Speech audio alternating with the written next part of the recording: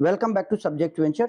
आज हम physical science pedagogy के कुछ और क्वेश्चंस के साथ आपके सामने हैं। ये यूनिट थर्ड से रिलेटेड क्वेश्चन आंसर्स हैं और इसके बाद हम यूनिट फोर्थ को कंप्लीट करेंगे। क्योंकि आपके एग्जाम पास में है इसलिए थोड़ा सा जल्दी रहेगी और कोशिश करेंगे कि आपके सारे कंटेंट को हम प्रोवाइड करा सकें। तो क्वेश्चन नंबर 187 को देखते हैं। अच्छे परिणाम परीक्षण की विशेषता है। जो एक्सपेरिमेंट किया जाता है, जो इवैल्यूएशन किया जाता है, उसका क्या मेन लीगैलिटी का क्या प्रोसेस होगा, क्या टाइटल रहेंगे। तो इसमें आप समझ लीजिए विश्वसनीयता होना यानी रिलायबिलिटी, ये तो बिल्कुल सही है। वैधता होना सही है और वस्तुनिष्ठता होना भी सही है। इसलिए ये सभी इसका राइट आंसर हो जाएगा ऑप्शन डी। अगला क्वेश्चन देखते हैं। चरों के मुख्य प्रकार हैं, यानी चर कितने प्रकार के होते हैं। तो चर आपके कॉन्टिन्यूअस और डिसकॉन्टिन्यूअस होते हैं, तो इसलिए ऑप्शन सी सही हो जाएगा। प्रशिक्षण एवं रोजगार सेवा संगठन समिति की नियुक्ति किस सन में हुई थी। तो इस समिति की नियुक्ति 1945 में हुई है। ऑप्शन ए सही रहेगा। नैदानिक परीक्षण के उद्देश्य हैं। अब नैदानिक परीक्षण आपका डायग्नोस्टिक परीक्षण कहलाता है, ये याद रखेंगे आप। डायग्नोस्टिक, तो डायग्नोस्टिक जो होता है वो हमें डायग्नोस करना होता है, हमें पहचान के लिए ये काम करना होता है। हम पहचानने की कोशिश करते हैं कि आखिर क्या कारण है कि हमारे बच्चे को कोई चीज समझ में नहीं आ रही है। तो पिछले बच्चों की पहचान करना, पाठ्यक्रम को बाल केंद्रित मानना, अध्यापन प्रक्रिया में सुधार करना, इसलिए ये सभी सही होने के कारण ऑप्शन डी इसका राइट आंसर हो जाएगा। अगले क्वेश्चन की ओर चलते हैं। उपचारात्मक शिक्षण का प्रकार नहीं है। कौन सा शिक्षण का प्रकार नहीं है उपचारात्मक। उपचारात्मक शिक्षण जो है वो रेमेडियल टीचिंग के नाम पर जाना जाता है। जब हम डायग्नोस्टिक इवैल्यूएशन कर लेते हैं तो हम बच्चे की समस्या को दूर करने के लिए रेमेडियल टीचिंग करते हैं। तो कौन सा प्रकार रेमेडियल टीचिंग का प्रकार नहीं है। तो ये याद रखेंगे कि कक्षा शिक्षण ये है, ट्यूटोरियल शिक्षण ये है, अनौपचारिक शिक्षण ये भी है, औपचारिक शिक्षण जो रेगुलर टीचिंग की जाती है वो इसका प्रकार नहीं है, इसलिए ऑप्शन डी सही हो जाएगा। अगले क्वेश्चन की ओर चलते हैं। निदानात्मक परीक्षण के चयन हेतु उचित प्रश्नों का चयन करने के लिए किन बातों पर ध्यान देना चाहिए। तो सभी चीजें ध्यान देंगे, इसलिए उपयुक्त सभी सही हो जाएगा। अध्यापक को अपनी अध्ययन विधि में आवश्यक परिवर्तन करना पड़ता है जिससे बालक अपनी योग्यता अनुसार अधिकतम सीख सके। ये शिक्षण प्रक्रिया का, पेडागोजी समझने का सबसे बड़ा टारगेट है। ऑलवेज रिमेंबर, अगर पेडागोजी का उद्देश्य क्या है, तो पेडागोजी का उद्देश्य है कि जो डिफरेंस है हमारे स्टूडेंट्स के बीच में उनको हम एक किनारे करते हुए स्टूडेंट की अपनी कैपेबिलिटी के अकॉर्डिंग उसके मैक्सिमम डेवलपमेंट पे काम करें और इस तरीके से उसके अधिकतम डेवलपमेंट को हम देखेंगे। तो यह प्रक्रिया क्या कहलाएगी। तो इस प्रक्रिया को अगर हम देखें तो यह प्रक्रिया स्टूडेंट के निदानात्मक शिक्षण की प्रक्रिया कहलाती है। ऑप्शन ए सही हो जाएगा। मापन की निश्चित स्वीकृत नियमों के अनुसार वस्तुओं को अंक प्रदान करने की प्रक्रिया है। ये परिभाषा किसने दी है। तो ये परिभाषा हमारी एस स्टीवेंस की है। मापन का समय होता है, निश्चित और अनिश्चित दोनों भी है, या अनिश्चित होता है, कैसा होता है। तो मापन के समय में अगर आप ध्यान देंगे तो मापन हमेशा एक निश्चित समय में होगा। बच्चों के एग्जामिनेशन आप ऐसा थोड़ी ना करेंगे कि किसी भी समय तक लिखता रहेगा। एक निश्चित पीरियड होगा, उसके पीरियड के अकॉर्डिंग रहेगा, इसलिए ये गलत हो जाएगा। अगला है मूल्यांकन किस पर आधारित होता है। तो मूल्यांकन पाठ्यवस्तु और उद्देश्य दोनों पर आधारित होता है। ऑप्शन सी सही हो जाएगा। मूल्यांकन क्या है। मूल्यांकन एक साध्य है। मूल्यांकन के कितने सोपान हैं। मूल्यांकन के सोपानों की जब हम बात करेंगे तो हम स्टेप्स की बात कर रहे हैं और ये बात आपको याद रखनी है कि स्टेप्स मूल्यांकन के जो हैं वो 3 हैं और स्टेप मूल्यांकन के 3 होने के कारण आपका ऑब्जेक्टिव आंसर बी सही हो जाता है। मूल्यांकन के कितने प्रकार हैं। तो मूल्यांकन कितने प्रकार का होता है। मूल्यांकन बेसिकली हमारा 5 प्रकार का होता है। अगला है मापन क्या है। मापन भी एक साध्य है। मूल्यांकन क्या है। मूल्यांकन कैसी प्रक्रिया है। तो मूल्यांकन हमेशा ध्यान रखना ट्राइपोलर है और इसीलिए इसे त्रिध्रुवीय प्रक्रिया कहते हैं। पिछले बच्चों की अध्ययन को प्रभावी बनाने के लिए क्या करना चाहिए। बच्चों को आगे बढ़ाना चाहिए, बिल्कुल सही है। उनको सोचने के पर्याप्त अवसर दें, ये भी ठीक है, उचित अवसरों पर सोच सकें, इसलिए ऑप्शन डी राइट हो जाएगा। अगला क्वेश्चन है छात्रों के शैक्षिक निदान के लिए निदानात्मक परीक्षण होता है और निदानात्मक आधार पर उपचारात्मक शिक्षण करना होता है। जो कुछ भी पढ़ा दिया जाता है उसकी संपूर्ण उपलब्धि की जांच हेतु हम क्या करेंगे? तो जो चीज़ हम पढ़ा चुके हैं बच्चों को, अगर उसमें से उन्हें कितना आया है, इस बात के लिए हम उपलब्धि परीक्षण करेंगे, अचीवमेंट टेस्ट करेंगे। डायग्नोसिस का अर्थ है, डायग्नोसिस का मतलब क्या है, डायग्नोसिस क्या होता है? तो मैंने डायग्नोसिस का अर्थ अभी आपको बताया है कि मूल कारण या उसका पहचान देखना। तो इस कारण हम डायग्नोस्टिक को सी नंबर पर लेके चलेंगे। निदानात्मक इसका हिंदी अर्थ है। उपलब्धि परीक्षणों का एकमात्र उद्देश्य है। उपलब्धि परीक्षण क्या करना चाहते हैं? वो ये बताना चाहते हैं कि जो कुछ पढ़ा दिया गया है उसकी उपलब्धि कितनी हुई है। निम्न परिभाषा किसने दी? उपचारात्मक शिक्षण एक छात्र की कमी सामान्य योग्यता के कारण नहीं, अंशतः या पूर्ण दूर करने के लिए विशिष्ट शिक्षण उद्देश्य है। ये किसने कहा है? तो ये शिक्षा शब्दकोश का कथन है। पाठ्यक्रम किस भाषा का शब्द है? तो पाठ्यक्रम आप सभी जानते हैं लैटिन भाषा का शब्द है। पाठ्यक्रम की उत्पत्ति किससे हुई है? तो जो पाठ्यक्रम की उत्पत्ति है वो क्यू रे से हुई है। यहाँ पर कोई भी आंसर सही नहीं है, ये बात याद रखिएगा। ये कैउटर जो कह रहे हैं ये बिल्कुल नहीं है। क्यूरेरे शब्द होता है तो अगले क्वेश्चन में दौड़ का मैदान होता है क्यूरेरे, इसलिए ये क्वेश्चन सही हो जाएगा। ध्यान रखना है क्यूरेरे शब्द लैटिन भाषा का है। निम्न कथन किससे संबंधित है? पाठ्यक्रम में सभी कुछ अनुभव शामिल होते हैं जो शिक्षा के उद्देश्यों की पूर्ति के लिए विद्यालय में प्रयोग में लाता है। यानी पाठ्यक्रम वे चीजें हैं जो शिक्षा के उद्देश्यों की पूर्ति के लिए विद्यालय लाता है। ये मुनरो का स्टेटमेंट है। पाठ्यक्रम मानव जाति के संपूर्ण ज्ञान और अनुभवों का सार है। ये स्टेटमेंट किसका दिया हुआ है? तो ये स्टेटमेंट हमारे महान शिक्षा शास्त्री फ्रोबेल का दिया हुआ है। निम्नलिखित में कौन सा सिद्धांत निर्माण से संबंधित नहीं है? क्रियाशीलता का सिद्धांत, सहउपयोगिता का सिद्धांत, सूझबूझ का सिद्धांत, सहसंबंध का सिद्धांत। तो उपयोगिता का सिद्धांत, सूझबूझ का सिद्धांत, सूझबूझ का सिद्धांत पाठ्यक्रम निर्माण से संबंधित नहीं है, ये लर्निंग से संबंधित है। ये जो सिद्धांत है ये लर्निंग से संबंधित है, इस कारण यही ऑप्शन सही हो जाएगा। विज्ञान शिक्षण को प्राथमिक विद्यालय में एक अनिवार्य विषय में के रूप में पढ़ाए जाने का काम कब से शुरू हुआ है? तो 1953 से हमारे यहाँ विज्ञान को एक परमानेंट टॉपिक माना गया है। फ्रांसिस जे ब्राउन की पुस्तक है। तो फ्रांसिस जे ब्राउन ने कौन सी पुस्तक लिखी है? तो इन्होंने शैक्षिक समाज विज्ञान लिखी हुई है। पाठचर्या के प्रमुख रूप है, ये विषय केंद्रित, सब्जेक्ट सेंटर्ड है, चाइल्ड सेंटर्ड है, मिश्रित है, ये है, तो सभी हो जाएगा। निम्नलिखित में कौन सा पाठ्यक्रम का उद्देश्य नहीं है? पाठ्यक्रम के उद्देश्य में क्या चीज ध्यान रखना है आपको कि छात्रों में सामाजिक गुणों का विकास, ठीक है, छात्रों में राजतंत्र का विकास करना, ये कहीं पर भी नहीं पाठ्यक्रम का उद्देश्य हो सकता। तो इसलिए ऑप्शन सी सही हो जाएगा। कौन सी पाठचर्या है जिसमें बालक कुछ अनिवार्य पढ़ते हैं और कुछ विषयों को विविध विषयों के रूप में लिया जाता है? तो कैसी पाठचर्या होगी अगर बच्चों के पास कुछ पाठ्यक्रम हैं और कुछ उनके पास ऑप्शनल हैं? तो जो कोर पाठ्यचर्या होती है जिसमें हमारी कोर पाठ्यक्रम होते हैं, जैसे कि आप यहाँ पर पढ़ रहे हैं तो आपने कोर पाठ्यक्रम जो सेकेंड सेमेस्टर में आपका टेक्नोलॉजिकल पर्सपेक्टिव ऑफ एजुकेशन है और इन्वायरमेंटल स्टडी है वो कोर सब्जेक्ट हैं, और पेडागोजिकल सब्जेक्ट आपके मल्टीपल सब्जेक्ट ऑप्शनल सब्जेक्ट हैं। ठीक है, प्राथमिक और माध्यमिक विषय पर पाठचर्या का निर्माण किया जाता है। किस बात के लिए किया जाता है या किस तरीके से प्राथमिक और माध्यमिक में पाठचर्या का निर्माण किया जाता है? तो हम क्रिया केंद्रित पाठचर्या के आधार पर इसका निर्माण करते हैं। कौन सी पाठचर्या सीखने पर बल देती है? तो जो क्रिया केंद्रित पाठचर्या होगी वो सीखने पर, करके सीखने पर बल देती है, और क्रिया केंद्रित पाठचर्या हमें हमेशा सिखाने पर बल देती है, हम सीखने के आधार पर देख पाते हैं। पाठ्यक्रम के उद्देश्य क्या है? तो ये सभी चीजें पाठ्यक्रम के उद्देश्य हैं।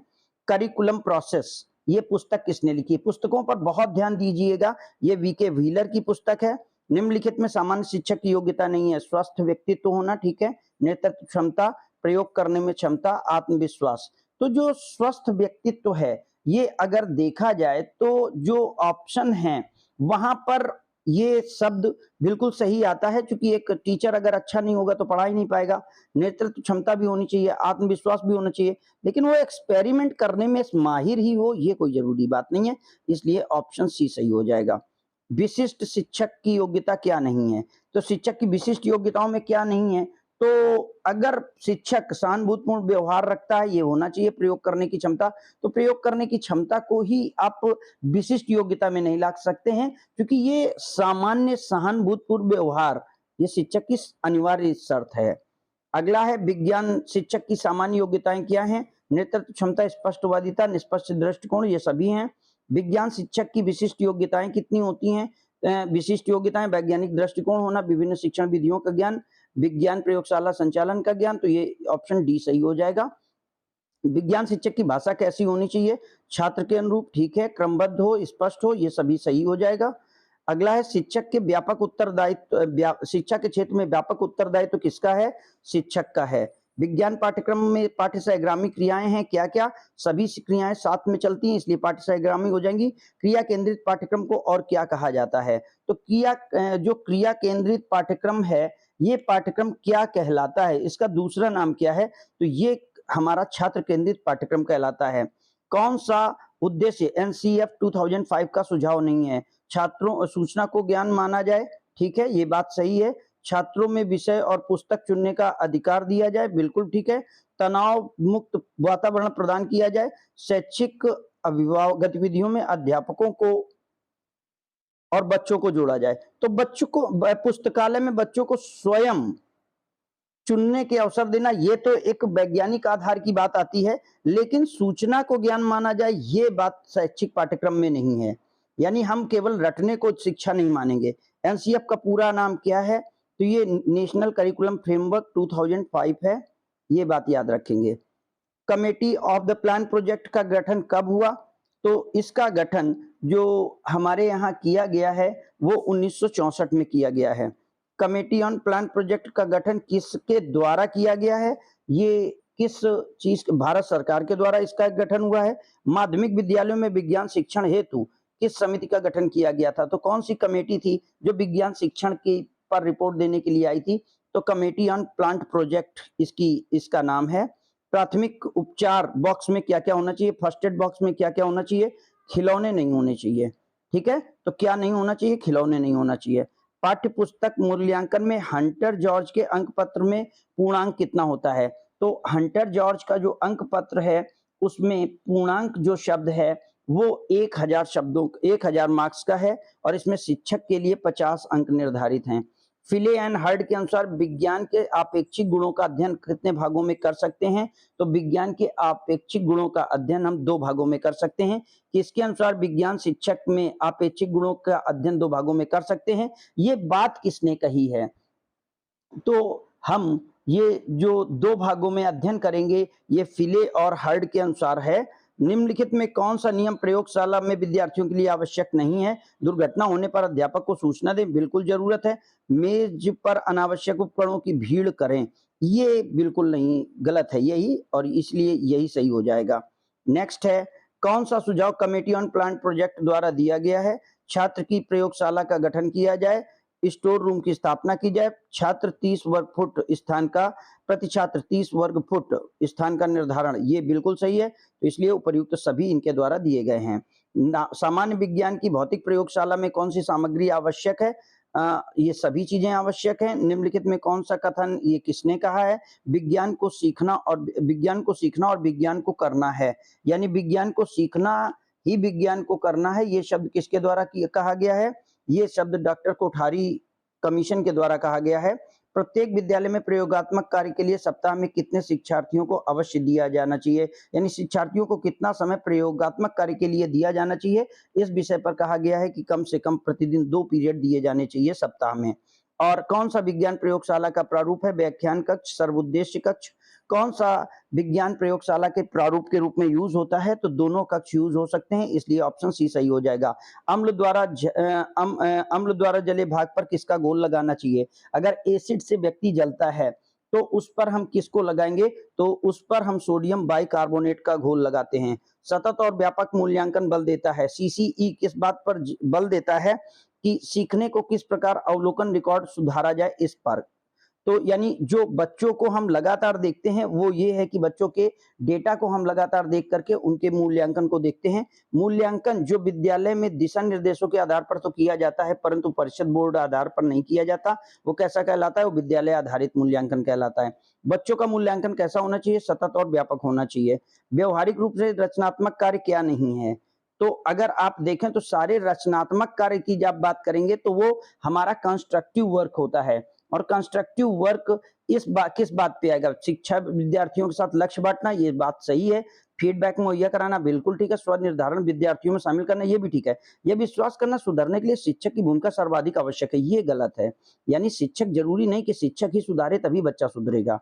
नेक्स्ट, व्यापक और सतत मूल्यांकन में किसका मूल्यांकन नहीं किया जाता है? छात्रों के विभिन्न विषयों के क्षेत्र कौशल, छात्रों की सामाजिक आर्थिक स्थिति, छात्रों के व्यक्तिगत कौशल और रुचि और उत्पत्ति और अभिवृत्ति और छात्रों के विभिन्न विषयों पे, तो छात्रों की सामाजिक आर्थिक स्थिति पर हम इसका रिकॉर्ड नहीं रखते हैं। अधिगम के अच्छे मूल्यांकन के क्या मापदंड हैं? तो ये सभी इसका हो जाएगा कि इनमें तुलना होनी चाहिए, सारी चीजें होनी चाहिए। वर्तमान समय में सतत मूल्यांकन में ग्रेडों का निर्धारण किया जाता है। इस प्रणाली में कितने प्रतिशत अंक छात्र को सर्वोत्कृष्ट A+ ग्रेड के लिए रखा जाता है? यानी जो मूल्यांकन प्रणाली है उसमें कितने मार्क्स बच्चे पर आ जाएं तो उसे A+ पे रखेंगे। तो 90 से अगर 100% के बीच में मार्क्स आते हैं तो बच्चा A+ पे जाएगा। अम्ल के प्रभाव पर किसका तेल लगाना चाहिए? यानी अम्ल के घाव पर। अगर अम्ल से हमें एसिड से घाव हो गया है, हमें कट हो गया है, तो हम किसका तेल लगाएंगे? हम नारियल का तेल लगाएंगे। पदार्थ विज्ञान के प्रायोगिक कार्य में किसका महत्व है? इन सभी का महत्व है। प्रयोगशाला में कौन कौन शामिल होना चाहिए? प्रयोगशाला सहायक, कर्मचारी, स्टोर कीपर सभी होंगे। अच्छे मूल्यांकन की विशेषता ये सभी होगा। शिक्षा के क्षेत्र में मूल्यांकन क्या नहीं है? रुचि परीक्षा, विवेकदत्त, ये डाइवर्सिटी है, इस कारण ये नहीं होगा। निम्नलिखित में कौन सा एक मूल्यांकन का महत्व नहीं है? अधिगम कठिनाइयों को मालूम करना, ये है। कक्षा के उद्देश्यों को पूरा करना, नो। कक्षा के उद्देश्यों को बिल्कुल नहीं पूरा करना, ये नहीं हो सकता, इसलिए यही सही आंसर हो जाएगा, ये गलत रहेगा। मूल्यांकन के व्यक्तित्व मूल्यांकन की सर्वश्रेष्ठ विधि है। किसी व्यक्ति के मूल्यांकन की सर्वश्रेष्ठ विधि कौन सी है? तो सर्वे परीक्षण सबसे अच्छा परीक्षण माना जाता है। दैनिक मूल्यांकन लाभदायक है। क्या किया जाए तो दैनिक मूल्यांकन हमारे लिए अच्छा रहेगा? बच्चों की तत्कालिक स्थिति का पता लगाने के लिए वस्तुस्थिति कैसी है, बच्चा वर्तमान में कहां पर है, इस बात का पता लगाने के लिए हम इसका मूल्यांकन करते हैं। शिक्षण के मूल्यांकन का मुख्य उद्देश्य है। मूल्यांकन शिक्षण का किया जाना है, तो शिक्षण के मूल्यांकन का मुख्य उद्देश्य है यह जानना कि शैक्षिक उद्देश्य कहां तक पूरे हुए हैं। प्राथमिक उपचार बॉक्स के ऊपर क्या लिखा होना चाहिए? रेड क्रॉस का निशान होना चाहिए। प्रयोगशाला विधि को अनिवार्य क्षेत्रों में छात्रों के विकास में होने वाले लाभ हैं सभी, क्योंकि तर्कशक्ति, सामाजिक दृष्टिकोण और सामाजिकता का भी विकास होगा। विज्ञान से संबंधित शोध, खोजों और अनेक लेखों में किसको प्रकाशित किया जाता है? तो शोध के लेखों को और इन सभी चीजों को हम जर्नल में प्रकाशित करते हैं। भारत में प्रकाशित होने वाला जर्नल कौन सा है? साइंस के डेवलपमेंट से रिलेटेड कौन सा जर्नल है? तो उसका नाम विज्ञान प्रगति है, ये बात याद रखेंगे।